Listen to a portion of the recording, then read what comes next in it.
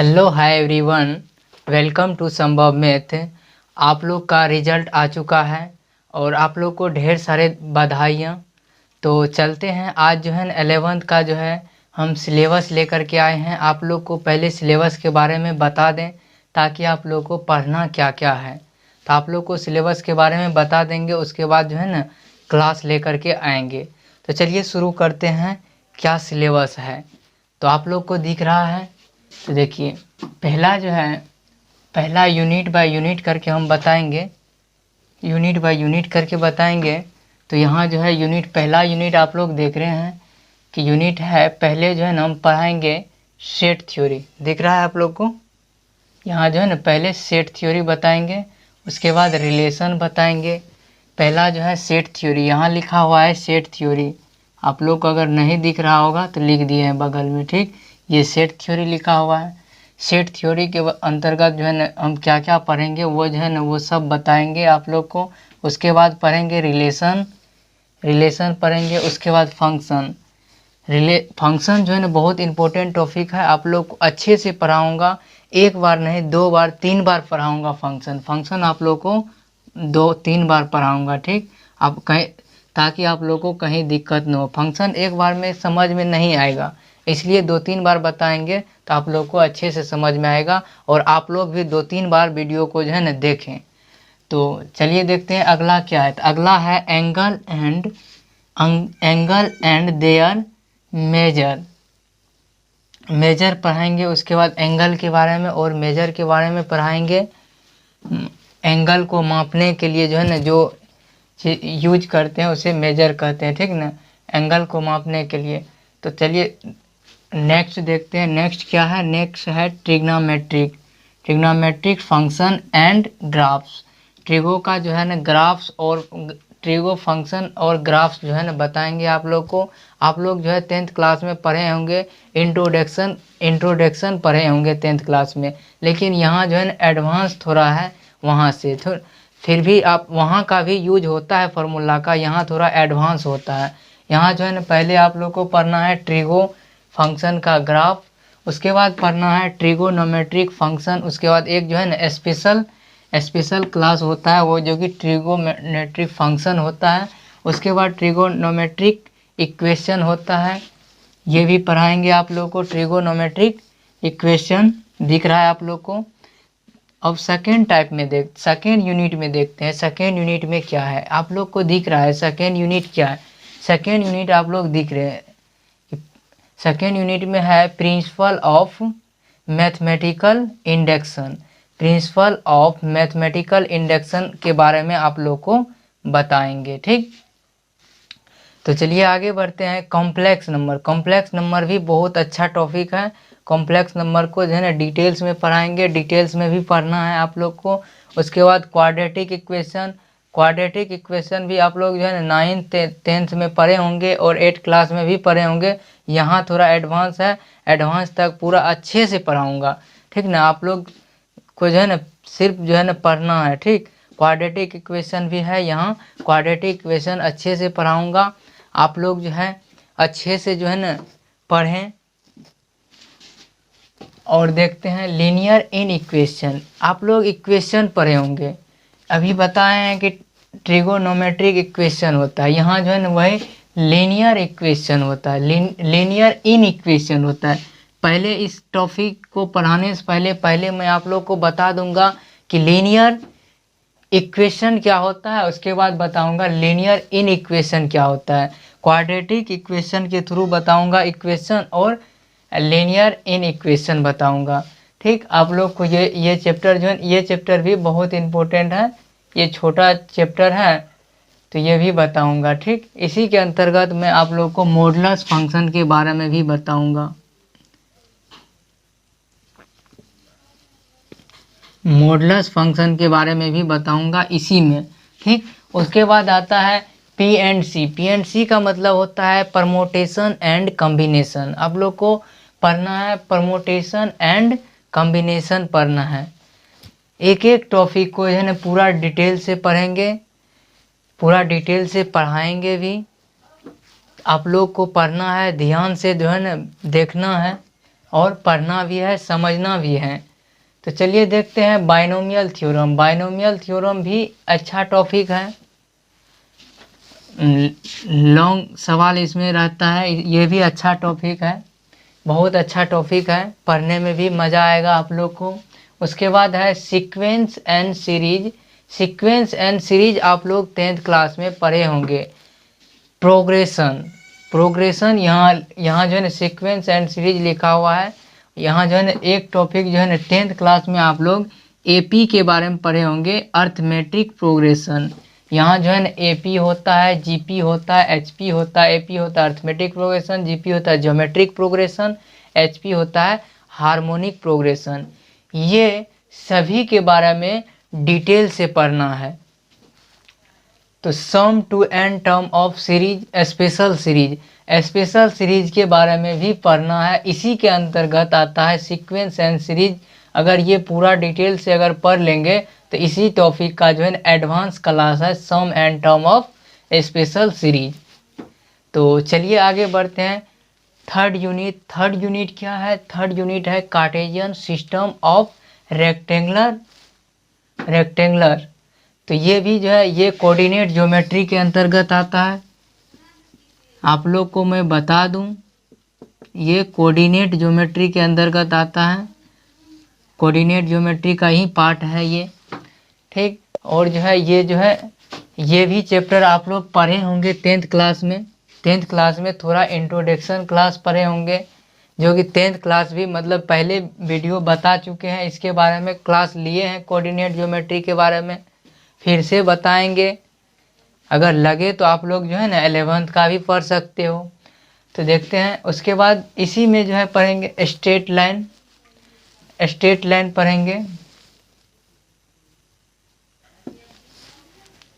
Straight line पढ़ेंगे। उसके बाद कॉनिक सेक्शन है, कॉनिक सेक्शन, कॉनिक सेक्शन में पढ़ेंगे सर्कल, पढ़ेंगे सर्कल, कॉनिक सेक्शन में सर्कल जिसे वृत्त बोलते हैं, सर्कल पढ़ेंगे। फिर कॉनिक सेक्शन में जो है ना पैराबोला आता है। पैराबोला क्या होता है? ये होता है पैराबोला, सॉरी,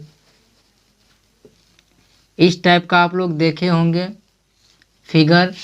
तो ये होता है पैराबोला। ये होता है वृत्त, ये वृत्त होता है। और ये कॉनिक सेक्शन का जो है ना इलिप्स है। इलिप्स क्या है? इलिप्स है एक का आकार देखे होंगे, अंडाणु आकार। देखिए यहाँ देखिए इस प्रकार का जो है ना इलिप्स होता है, इलिप्स होता है इस प्रकार का। यहाँ देख रहे हैं आप लोग कॉनिक सेक्शन हाइपरबोला, हाइपरबोला होता है इस प्रकार से, ठीक। ये सब के बारे में पूरा डिटेल से हम लोग को पढ़ना है, पूरा डिटेल से पढ़ाएंगे, कहीं भी दिक्कत नहीं होगा चैप्टर में। आप लोग ध्यान से पढ़ें, और कोई भी चैप्टर अगर कहीं भी प्रॉब्लम होगा तो आप लोग कमेंट बॉक्स में जा कर के कमेंट कर सकते हैं, कमेंट का जवाब जरूर देंगे। तो देखिए ये जो है ना ये सब हम जो है ना यूनिट बाय यूनिट आप लोग को बता दिए हैं, और भी है। तो देख रहे हैं कि क्या छूटा हुआ है। तो कॉनिक सेक्शन, इलिप्स, हाइपरबोला हो गया। उसके बाद induction to 3 dimensional geometric, 3 dimensional geometric होता है 3D, ठीक। 3D के बारे में भी पढ़ना है। इंडेक्शन ऑफ 3 डायमेंशनल, 3D लिख देते हैं, डायरेक्ट शॉर्ट में लिख देते हैं 3D, 3 डायमेंशनल हो जाएगा। 3D ज्योमेट्रिकल, ठीक, 3D ज्योमेट्रिकल। उसके बाद यूनिट 4 देखते हैं। यूनिट यहाँ आप लोग जो है ना ये सब जो है ना आप लोग लिख चुके होंगे। तो देखते हैं कि यहाँ ये वाला पार्ट हम मिटा रहे हैं, और यूनिट जो है ना 4 का डिस्कशन करते हैं। यूनिट 4 देख रहे हैं।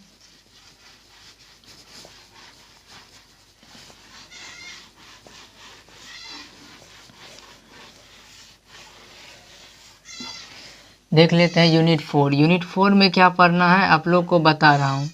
तो यूनिट 4 में पढ़ना है आप लोग को लिमिट और फंक्शन, बहुत ही मज़ेदार चैप्टर है। लिमिट और function, limit of a function, ये चैप्टर नंबर 27 है। लिमिट ऑफ अ फंक्शन, ये भी चैप्टर अच्छे से पढ़ेंगे, ठीक। लिमिट ऑफ ए फंक्शन, उसके बाद लिमिट ऑफ ए इन्फिनाइट, इसी में आता है ये यूनिट जो है ना। आप समझ लीजिए कि लिमिट ऑफ ए फंक्शन ये जो है ना सभी पार्ट एक ही में आता है, फिर भी मैं लिख दे रहा हूँ। Limit at A infinite and finite series. तो लिमिट एट, देखते हैं 28 में क्या है। लिमिट एट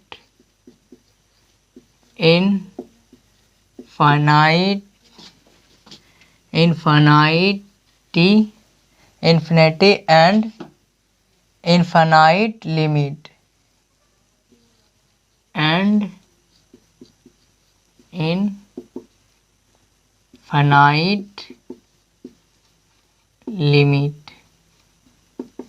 infinite limit, आप लोग को दिख रहा होगा। उसके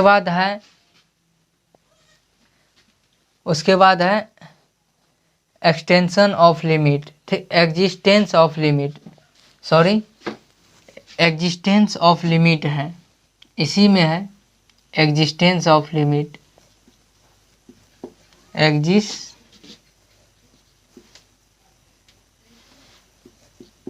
एग्जिस्टेंस ऑफ लिमिट।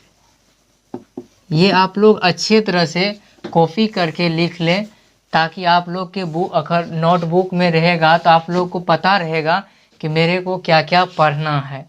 तो इस तरह से आप लोग जो है ना लिमिट देख लिए हैं। यूनिट 4 में एक और है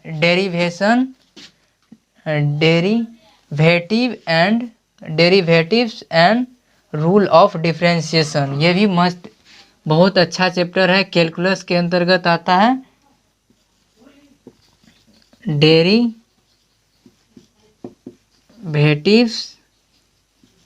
एंड डिफरेंशिएशन कैलकुलस के अंतर्गत आता है। डिफरेंशिएशन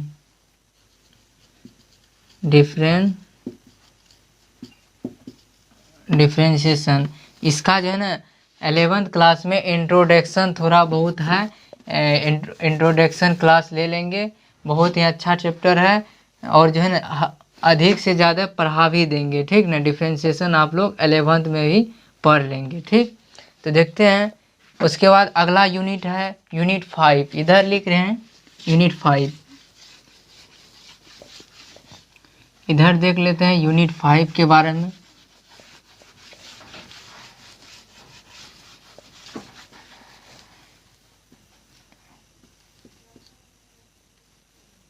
यूनिट 5 में पढ़ेंगे मैथमेटिकल रीजनिंग। यूनिट 5 में पढ़ेंगे मैथमेटिकल रीजनिंग।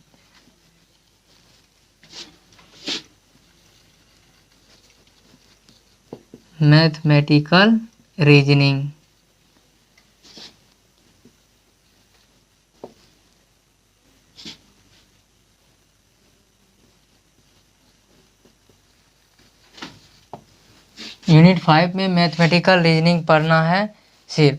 यूनिट 6 में देखते हैं। यूनिट 6 में आप लोग भी जो है ना 10th क्लास में भी आप लोग पढ़ चुके हैं चैप्टर, ये सब चैप्टर 10th क्लास में भी आप लोग पढ़ चुके हैं। तो यूनिट 5 में पढ़ना है स्टैटिस्टिक्स, जिसको हम लोग बोलते हैं, हिंदी में बोलते हैं सांख्यिकी, ठीक। स्टैटिस्टिक्स पढ़ना है।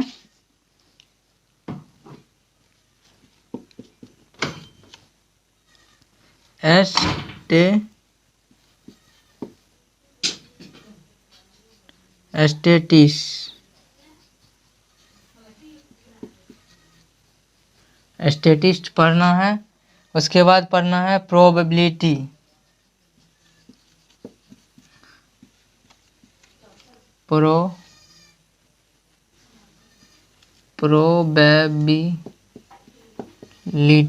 प्रोबेबिलिटी पढ़ना है।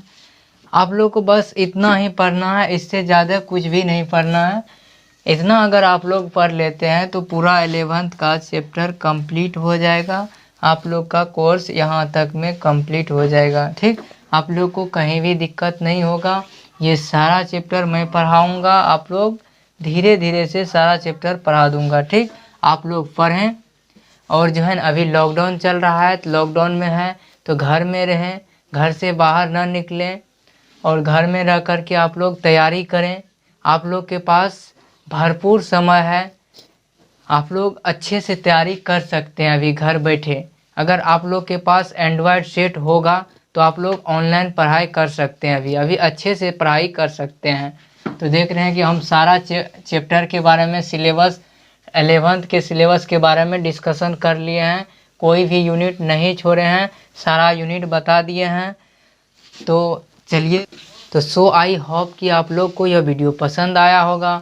पसंद आया तो लाइक करें, शेयर करें एंड सब्सक्राइब करके बेल आइकन दबा दें, ताकि इस तरह का अगर लेटेस्ट वीडियो लेकर के आऊँ तो आप तक नोटिफिकेशन पहुँचता रहे।